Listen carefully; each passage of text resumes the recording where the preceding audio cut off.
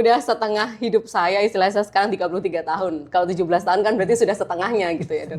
Setengah hidup saya itu sudah saya habiskan bareng dengan lupus gitu. Kalau dibilang sedih ya saya tidak memaknai itu sebagai sebuah kesedihan. Jadi memang ya mau tidak mau kita menyadari bahwa ada lupus, kita bisa lakukan hal yang terbaik meskipun kondisi kita seperti ini. Jadi meskipun terbatas kita maksimalkan. Jadi Mbak Prita ini dulu pertama kali itu ketemu sama saya masih SMA ya Mbak ya? SMA betul. SMA.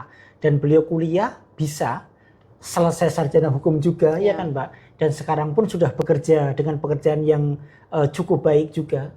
Artinya ini menjadi sebuah inspirasi buat kita semua bahwa ini loh udah push seperti ini.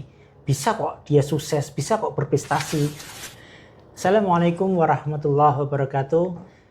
Berjumpa kembali dengan saya Dr. Arif Nuruddin di acara podcast Tanya Dokter Sesungguhnya. Tetapi kali ini saya khusus menghadirkan seorang yang sangat luar biasa, seorang ketua Yayasan Titari yang nanti kita akan berbincang dengan beliau. Seperti pada video-video saya sebelumnya yang saya menjelaskan tentang betapa pentingnya sebuah komunitas ya buat orang-orang dengan autoimun, yaitu SLE, RA, Sjogren ya, karena banyak manfaat yang bisa kita petik di situ gitu ya. Banyak hal yang bisa didapat oleh para penyintas autoimun di sana, entah itu dari sisi fisiknya, psikisnya, keterampilan ataupun yang lain gitu. Dan kali ini kita menghadirkan seorang yang sangat luar biasa. Beliau adalah Ibu Winjani Prita Dewi, sarjana hukum ya. Saya Mbak ya. Betul.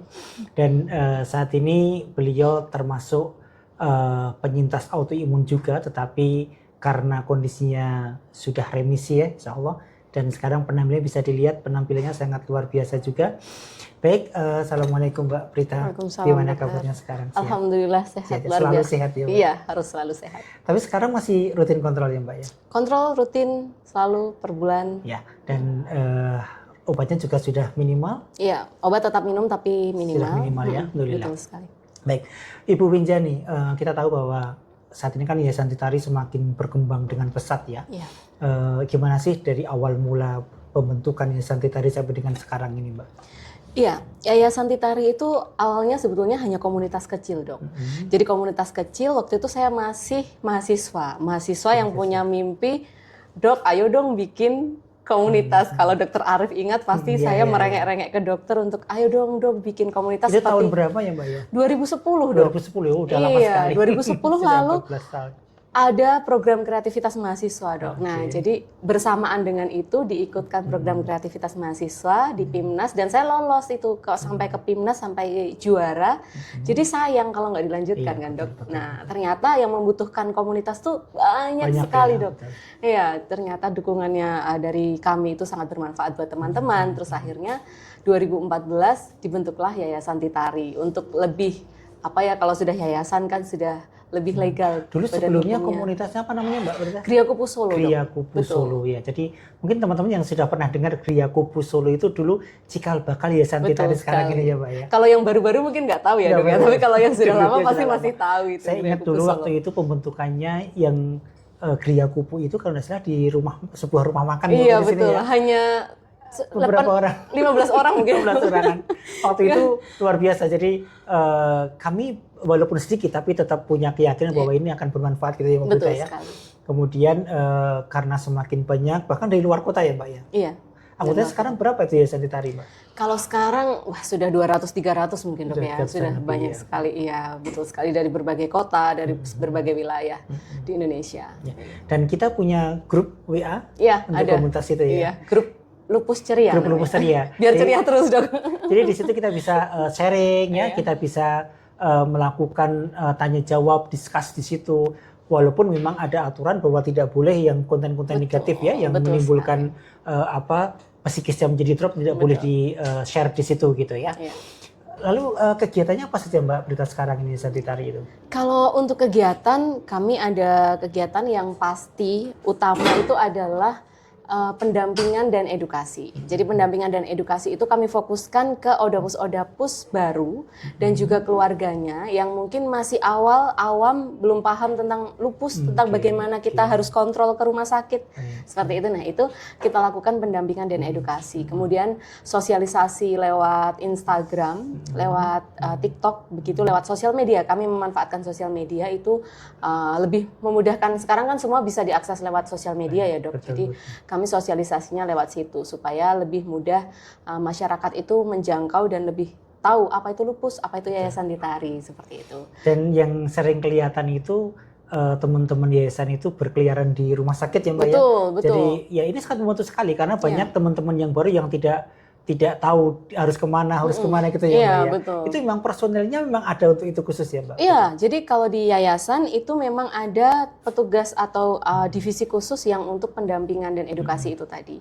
Dan dia memang turun ke lapangan mendampingi teman-teman Odapus begitu. Jadi atau nanti mungkin ada yang sakit, kami bisa lakukan untuk kunjungan, datang ke beliau untuk kita berikan motivasi begitu. Jadi supaya bisa lebih apa sih Dok ya, semangat, kita tumbuhkan semangat teman-teman bahwa yang namanya sakit kan orang nggak akan ada yang mau yang sakit kan Dok ya. Betul. Dari situ kan lebih wah iya aku diperhatikan, kita punya teman nggak cuma sendirian itu. Kalau kegiatan yang lain Mbak mungkin untuk bakat-bakat mereka yang terpendam gitu ada enggak untuk penyaluran itu? Iya ada. Kalau untuk di Yayasan Ditari justru saat ini lebih fokus ke penggalian minat dan bakat, Dokter. Jadi memang untuk minat dan bakat itu kami soroti sekali, teman-teman ini minat bakatnya di mana, kami fasilitasi untuk itu. Misalkan ada workshop untuk menjadi MUA, kemudian workshop membuat, mungkin menjahit, seperti itu. Jadi memang kami fokuskan ke situ. Supaya apa? Supaya teman-teman yang mungkin tidak bisa bekerja secara, misalkan kantoran gitu ya, kerja kantoran nggak bisa, mereka bisa memanfaatkan dari diri sendiri. Kemampuan dari diri sendiri dimaksimalkan, kemudian nanti bisa menghasilkan. Kami harapkan bisa menghasilkan penghasilan di situ. Gitu. Ya, karena kan kita tahu bahwa penyintas autoimun itu kan mungkin ada beberapa yang memang belum produktif sekali ya, sehingga dengan yayasan ini nanti akan bisa diberikan pelatihan dan bahkan nanti pendampingan sampai dengan mandiri gitu ya. Betul sekali.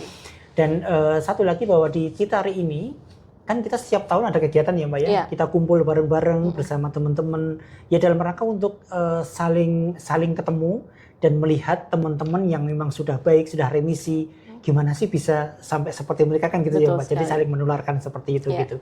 Ya. Dan Mbak Prita ini salah satu termasuk yang pejuang di Yayasan Ditari yang dulu beliau ini juga sangat parah ya Mbak ya.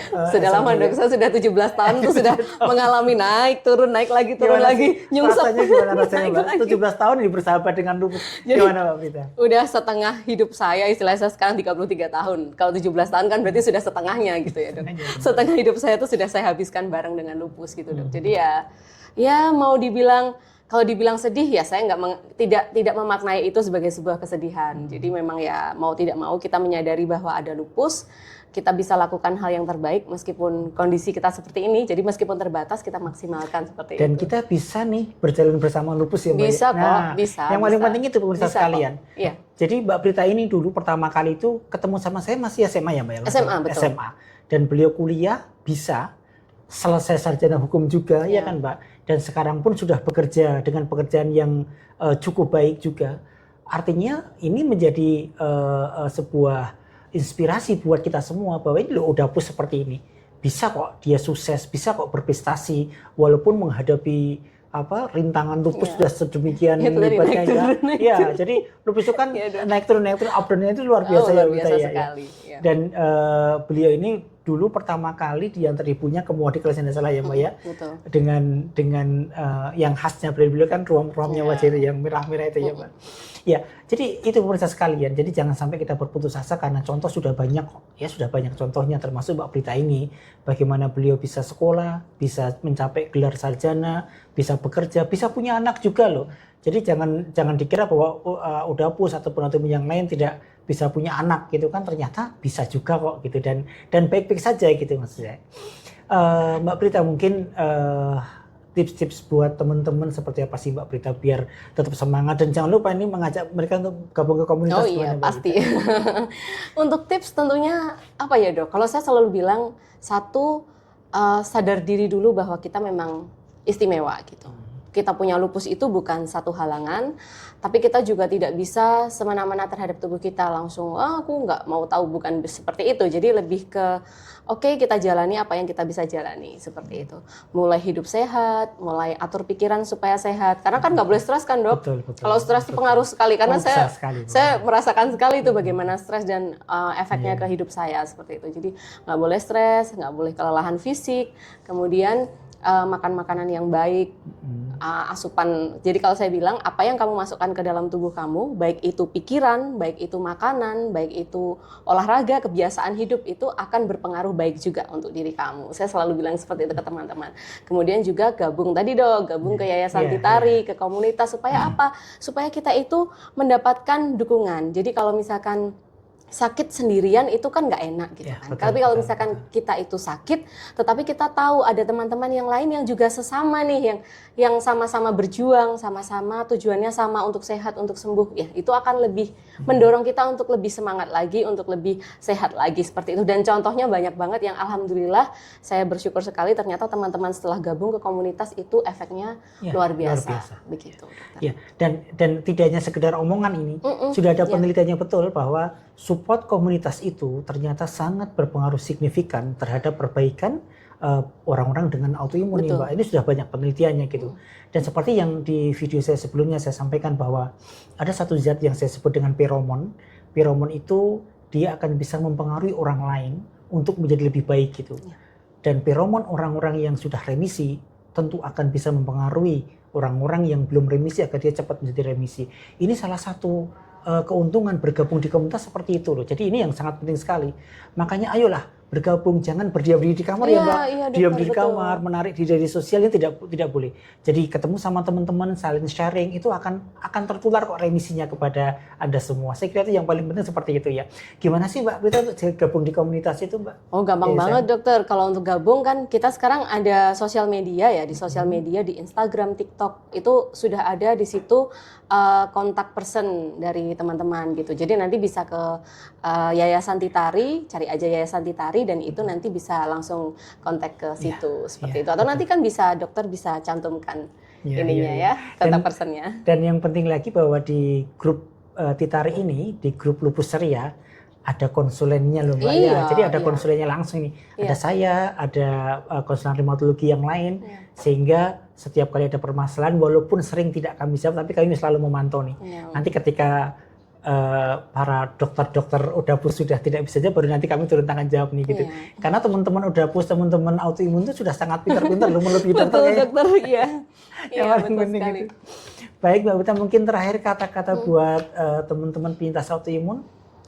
Tetap semangat, tetap mempertahankan diri untuk apa ya? Untuk maju terus lah. Jangan pernah ada kata putus asa, karena putus asa itu nanti akan mempengaruhi diri untuk jadi kondisinya nggak baik lah. Saya selalu bilang ayo semangat.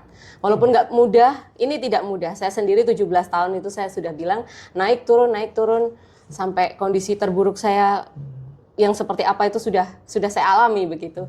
Saya juga sudah mengalami seperti sudah mau meninggal lah istilahnya kayak gitu tuh saya sudah mengalami, makanya yang penting tidak putus asa. Apapun yang kamu rasakan, kalau lelah berhenti sejenak, tapi setelah itu jalan lagi, kayak gitu dong. Terima kasih Bu Prita, luar biasa sekali, dan saya berharap bahwa ini akan bisa menginspirasi kita semua menjadi semakin sehat, semakin bersemangat untuk tetap sehat ya, berikhtiar dalam rangka melaksanakan kehidupan ini dengan baik gitu ya.